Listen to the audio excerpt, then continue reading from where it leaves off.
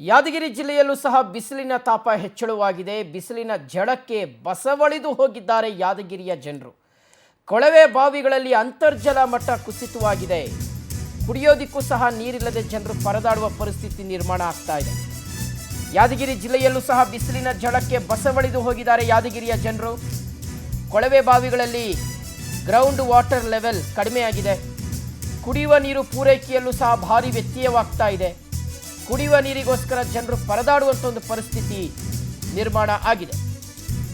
ಯಾದಗಿರಿ ಜಿಲ್ಲೆಯಲ್ಲಿ ಬಿಸಿಲಿನ ತಾಪ ಸಿಕ್ಕಾಪಟ್ಟೆ ಜಾಸ್ತಿಯಾಗಿದೆ. ಬಿಸಿಲಿನ ಝಳಕ್ಕೆ ಜನರು ಬಸವಳಿದು ಹೋಗಿದ್ದಾರೆ. ಅಂತರ್ಜಲ ಮಟ್ಟ ಕುಸಿತ ಕಂಡಿದೆ. ಗ್ರೌಂಡ್ ವಾಟರ್ ಲೆವೆಲ್ ಇಲ್ಲ. ಬೋರ್ವೆಲ್ಗಳಲ್ಲಿ ನೀರು ಬರ್ತಾ ಇಲ್ಲ. ಬಾವಿಗಳಲ್ಲಿ ನೀರು ಬತ್ತೋಗ್ತಾ ಇದೆ. ಕೆರೆ ಕಟ್ಟೆಗಳಲ್ಲಿ ನೀರಿಲ್ಲ. ಮಗದೊಂದು ಕಡೆ ಸ್ಥಳೀಯ ಆಡಳಿತ ನೀರನ್ನೇನು ಪೂರೈಕೆ ಮಾಡ್ತಾ ಇದೆ ಅದು ಸಹ ಸಮರ್ಪಕವಾಗಿ ಆಗ್ತಾ ಇಲ್ಲ. ಹೀಗಾಗಿ ಜನರಿಗೆ ತೊಂದರೆ ಆಗ್ತಾ ಇದೆ.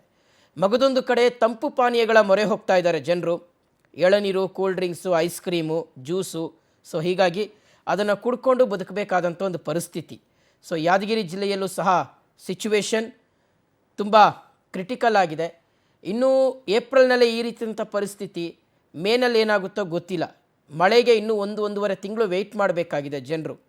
ಅಷ್ಟರ ತನಕ ಹೆಂಗಪ್ಪ ಈ ಬಿಸಿಲನ್ನು ಸಹಿಸ್ಕೊಂಡಿರೋದು ಅನ್ನುವ ರೀತಿಯಾದಂತಹ ಮಾತುಗಳನ್ನು ಜನರು ಆಡ್ತಾ ಇದ್ದಾರೆ. ಮಗದೊಂದು ಕಡೆ ಮನೆಯಿಂದ ಹೊರಗಡೆ ಬರಲಿಕ್ಕೂ ಸಹ ಜನ ಹೆದರ್ತಾ ಇರ್ತಕ್ಕಂಥ ಪರಿಸ್ಥಿತಿ ಇದೆ. ಯಾಕಂದರೆ ಬಿಸಿಲು ಜಾಸ್ತಿ ಆಗಿಬಿಟ್ರೆ ಹೊರಗಡೆ ಬರಲಿಕ್ಕೆ ಭಯ.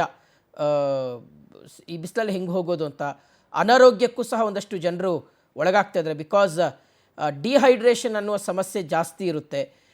ಬಾಡಿಯಲ್ಲಿ ಇರ್ತಕ್ಕಂತಹ ನೀರಿನ ಅಂಶ ಎಲ್ಲವೂ ಸಹ ಕ್ರಮೇಣವಾಗಿ ತುಂಬ ಹೆಚ್ಚಾಗಿ ಬತ್ತುವಂಥದ್ದು.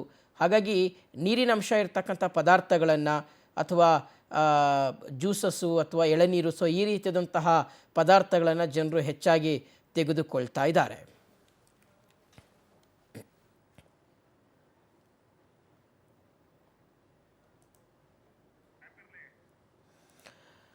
ಓಕೆ, ಈಗ ಉತ್ತರ ಕರ್ನಾಟಕ ಅಕ್ಷರಶಃ ಈ ಒಂದು ಬಿಸಿಲಿನ ಝಳಕ್ಕೆ ತತ್ತರಿಸಿ ಹೋಗಿದೆ.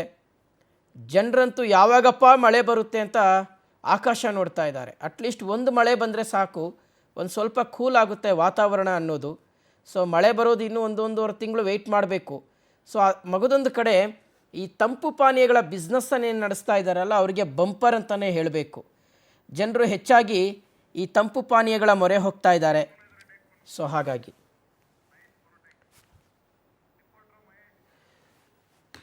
ಓಕೆ, ಇದ್ರ ಬಗ್ಗೆ ಡೀಟೇಲ್ಸ್ ಕೊಡ್ತಾರೆ ನಮ್ಮ ಪ್ರತಿನಿಧಿ ಮಹೇಶ್. ಈಗ ದೂರವಾಣಿ ಸಂಪರ್ಕದಲ್ಲಿ ಜಾಯ್ನ್ ಆಗ್ತಾ ಇದ್ದಾರೆ. ಮಹೇಶ್, ಯಾವ ರೀತಿಯಾದಂತಹ ಪರಿಸ್ಥಿತಿ ಇದೆ ಯಾದಗಿರಿ ಜಿಲ್ಲೆಯಲ್ಲಿ? ಜನರು ಏನು ಹೇಳ್ತಾ ಇದ್ದಾರೆ?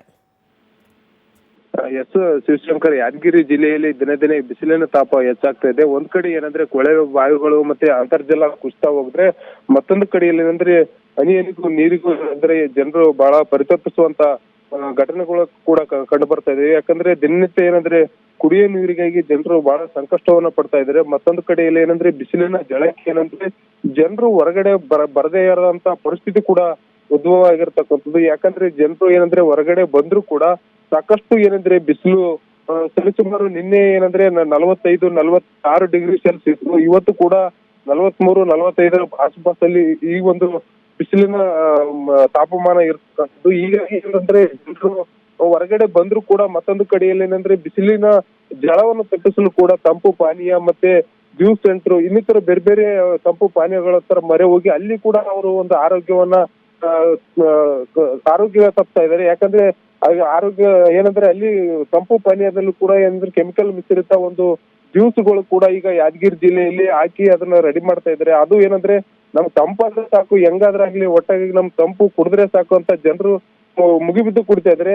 ಮತ್ತೊಂದು ಕಡೆಯಲ್ಲಿ ಅವರ ಆರೋಗ್ಯ ಕೂಡ ಕ್ಷಣದಿಂದ ಕ್ಷಣಕ್ಕೆ ಕ್ಷೀಣಿಸ್ತಾ ಹೋಗ್ತಾ ಇದೆ. ಈ ರೀತಿಯಲ್ಲೂ ಕೂಡ ಏನಂದ್ರೆ ಯಾದಗಿರಿ ಜಿಲ್ಲೆಯಲ್ಲೂ ಸಾಕಷ್ಟು ಪ್ರಮಾಣದಲ್ಲಿ ಕುಡಿಯೋ ನೀರು ಮತ್ತೆ ಬಿಸಿಲಿನ ಝಳ ತುಂಬಾ ಹೆಚ್ಚಾಗಿದೆ. ಆದ್ರೂ ಕೂಡ ಜನರು ಹೊರಗಡೆ ಬರ್ಬೇಕಂದ್ರೆ ವೈದ್ಯರು ಕೂಡ ಒಂದ್ ಕಡೆ ಸಲಹೆ ಕೂಡ ಕೊಟ್ಟಿರ್ತಕ್ಕಂಥದ್ದು ಏನಂದ್ರೆ, ನೀವು ಹೊರಗಡೆ ಬರ್ಬೇಕಾದ್ರೆ ಮುಖಕ್ಕೆ ಮತ್ತೆ ಟವೆಲ್ ಇನ್ನಿತರ ಒಳ ಉಡುಪುಗಳನ್ನ ಹಾಕೊಂಡು ಚೆನ್ನಾಗಿ ಸೇಫ್ಟಿಯಿಂದ ಹೊರಗಡೆ ಬನ್ನಿ. ಓಕೆ ಮಹೇಶ್, ನಾನು ಮತ್ತೆ ಸಂಪರ್ಕ ಮಾಡ್ತೀನಿ. ಈಗ CS ಪಾಟೀಲ್ ಹವಾಮಾನ ಇಲಾಖೆ ಮುಖ್ಯಸ್ಥರಿದ್ದಾರೆ. ಸರ್ ನಮಸ್ತೆ ಸರ್. ನಮಸ್ಕಾರ. ಎಸ್ ಸರ್, ಇನ್ನು ಎಷ್ಟು ದಿನ ಹಿಂಗೆ ಇರುತ್ತೆ ಸರ್ ಬಿಸಿಲು? ಸಿಕ್ಕಾಬಟ್ಟೆ ಬಿಸಿಲಿದೆಯಲ್ಲ. ಇನ್ನೂ 5 ದಿವಸ ಇದೇ ರೀತಿ ಬಿಸಿಲು ಮುಂದುವರಿತಿದೆ ಮತ್ತು ಹೀಟ್ ವೇವ್ ಕಂಡೀಷನ್ಸ್ ಅಥವಾ ಉಷ್ಣ ವಲಯಗಳಂತೀವ ಅಲೆಗಳಂತ ಕರಿತೀವಲ್ಲ, ಇದು ಮುಂದುವರಿತೈತಿ. ಇನ್ನು 5 ದಿವಸಕ್ಕಿಂತ ಹೆಚ್ಚಿನ ದಿನಗಳವರೆಗೂ ಮುಂದುವರಿಯೋ ಸಾಧ್ಯತೆಗಳದಾವ ಸರ್. ಇದು ಅಂದರೆ ಈ ಸಮ್ಮರಲ್ಲಿ, ಬೇಸಿಗೆದಲ್ಲಿ ಇದು ಸಾಮಾನ್ಯನಾ ಅಥವಾ ಈ ಸಲ ಜಾಸ್ತಿ ಅಂತ ಹೇಳ್ತೀರಾ ಸರ್? ಹೇಗಿದು ಈ ಸಲ ಒಂದು ಸ್ವಲ್ಪ ಜಾಸ್ತಿ ಇದೆ. ಹೋದ ವರ್ಷಕ್ಕಿಂತ ಹೋಲಿಸಿದ್ರೆ ಈ ವರ್ಷ ಜಾಸ್ತಿ ಇದೆ. ಓಕೆ. ಸೊ ಈಗ ಅಂದರೆ ಇನ್ನೊಂದು 5 ದಿನ ಹೀಗೆ ಇರುತ್ತೆ ಅನ್ನೋದು? 5 ದಿವಸ ಹಿಂಗೆ ಇರ್ತೈತಿ. ಮತ್ತೆ ಮುಂದೂ ಇರ್ತೈತಿ. ಇದು ಪೂರಾ ಏನು ಮುಗಿದಿಲ್ಲ ಬೇಸಿಗೆ ಕಾಲ. ಸರಿ ಸರ್. ಆಮೇಲೆ ಸರ್, ಈಗ ಜನರು ಹೆಂಗಿರಬೇಕು ಅಂತೀರಿ? ಯಾವೆಲ್ಲ ಒಂದಷ್ಟು ಪ್ರಿಕಾಷನರಿ ಮೆಷರ್ಸ್ ತಗೋಬೇಕು ಅಂತೀರಿ ಬೇಸಿಗೆದಲ್ಲಿ? ಜನರು ಬಿಸಿಲಲ್ಲಿ ಅಂದ್ರೆ ಶ್ರಮದಾಯಕ ಕೆಲಸ ಮಾಡಬಾರದು. ಸರಿ. 11 ಗಂಟೆಯಿಂದ ಒಂದು 4 ಗಂಟೆ ತನ ಸ್ವಲ್ಪ ಸಾಧ್ಯದ ಮಟ್ಟಿಗೆ ಮುಂಜಾನೆ ಸಾಯಂಕಾಲ ಕೆಲಸ ಮಾಡ್ಬೇಕು. ಮತ್ತೆ ಸಾಧ್ಯದ ಮಟ್ಟಿಗೆ ಹೊರಗಡೆ ಅಡ್ಡಾಡೋದು ಕಡಿಮೆ ಮಾಡ್ಕೋಬೇಕು ಮಧ್ಯಾಹ್ನ ಹೊತ್ತಿಗೆ. ಮತ್ತು ಆಗಾಗ ಸಾಕಷ್ಟು ನೀರು ಕುಡಿತಿರ್ಬೇಕು. ಆಮೇಲೆ ಸರ್, ಈ ಬಿಸಿಲು ಜಾಸ್ತಿ ಆದಾಗ ಯೂಶಲಿ ಮಳೆ ಬರುತ್ತೆ ಸರ್. ಮಳೆ ಬರುವಂತ ಸಾಧ್ಯತೆ ಇದೆಯಾ? ನಿರೀಕ್ಷೆ ಇದೆಯಾ? ಸಾಧ್ಯತೆ ನಂತರ ಮಳೆ ಬರ್ಬಹುದು. ನಂತರಕ್ಕೆ ಎಲ್ಲೇ ಒಂದ್ ಕಡೆ ಮಳೆ ಬರ್ಬಹುದ್ರಿ, ಅಷ್ಟೊಂದು ಮಳೆ ಇಲ್ಲ. ಸರ್, ಪರ್ಟಿಕ್ಯುಲರ್ಲಿ ಯಾವ್ಯಾವ ಜಿಲ್ಲೆಗಳಿಗೆ ತಾವು ಸ್ವಲ್ಪ ಎಚ್ಚರಿಕೆಯಿಂದ ಇರೋದಕ್ಕೆ ಹೇಳ್ತೀರಿ ಸರ್? ನಮ್ಮ ಎಚ್ಚರಿಕೆ ಅಂದ್ರೆ ಬೀದರ್, ಕಲಬುರಗಿ, ಯಾದಗಿರಿ, ರಾಯಚೂರು, ವಿಜಯಪುರ, ಬಾಗಲಕೋಟೆ, ಕೊಪ್ಪಳ, ಗದಗ, ಬಳ್ಳಾರಿ, ವಿಜಯನಗರ ಜಿಲ್ಲೆ, ಇಷ್ಟು ಜಿಲ್ಲೆಗಳಿಗೆ ಜಾಸ್ತಿ ಹೀಟ್ ವೇವ್ ಐತಿ. ಇಲ್ಲಿ ಜನರು ಸ್ವಲ್ಪ ಭಾಳ ಎಚ್ಚರಿಕೆ ತೆಗೆದುಕೋಬೇಕಾಗುತ್ತೆ. ಸರ್, ಬೆಂಗಳೂರಲ್ಲೂ ಹಂಗೆ ಇದೆಯಲ್ಲ ಸರ್? ಬಿಸಿಲು ಸಿಕ್ಕಾಬಟ್ಟೆ ಇದೆಯಲ್ಲ ಬೆಂಗಳೂರಿನಲ್ಲಿ ಕೂಡ 37 ಡಿಗ್ರಿ ಸೆಂಟಿಗ್ರೇಡ್ ತನಕ ಐತಿ ಬೆಂಗಳೂರು. ಹೌದು ಸರ್.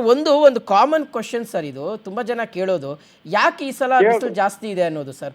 ಅಂದರೆ ವರ್ಷಕ್ಕೆ ಬಿಸಿಲು ಜಾಸ್ತಿ ಆಗ್ತಿದೆಯಲ್ಲ, ಯಾಕೆ ಅಂತ? ಈ ವರ್ಷ ಎನ್ಸೋ ತಟಸ್ಥ ಇರುವುದರಿಂದ, ಇನ್ನೊಂದು ಸ್ಟ್ರಾಂಗ್ ಆಂಟಿ ಸರ್ಕ್ಯುಲೇಷನ್ ಇರುವುದರಿಂದ ಈ ರೀತಿ ಆಗುತ್ತೆ. ಓಕೆ. ಸೊ ಇನ್ನು ಬಿಸಿಲಿನ ಒಂದೂವರೆ ತಿಂಗಳು ಇರ್ಬೋದಾ ಸರ್? ಹಿಂಗೆ ಇರ್ಬೋದಾ ಇದು? ಮೇ 31 ತನಕ ಬಿಸಿಲು ಇರುತ್ತ. ಆದ್ರೆ ಅದ್ರ ಮಧ್ಯದಲ್ಲಿ ಆಗಾಗಿ ಕೆಲವೊಮ್ಮೆ ಮೋಡ ಬರ್ಬೋದು, ಮಳೆ ಬರ್ಬೋದು. ಪೂರಾ ಇದೇ ರೀತಿ ಇರುತ್ತಂತ ಇರುವುದಿಲ್ಲ ಕಂಟಿನ್ಯೂಸ್ ಆಗಿ. ಮಧ್ಯದಲ್ಲಿ ಬ್ರೇಕ್ ಇರ್ತೈತೆ ಅದು. ಸರಿ sir. Thank you sir, power TV ಜೊತೆಗೆ ಮಾತನಾಡಿದ್ದಕ್ಕೆ.